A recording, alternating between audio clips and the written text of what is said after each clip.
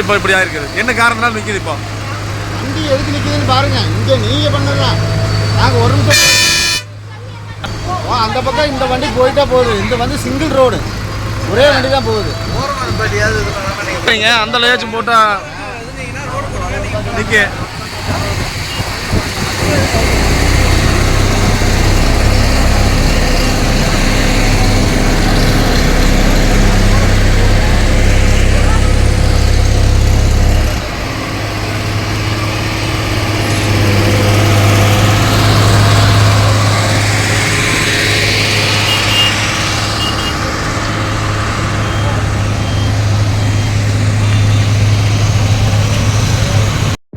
திருப்பூர் மாவட்டம் பல்லடம் அருகே கோவை திருச்சி தேசிய நெடுஞ்சாலை சிங்கனூர் பிரிவில் திடீரென போக்குவரத்து முடங்கியது.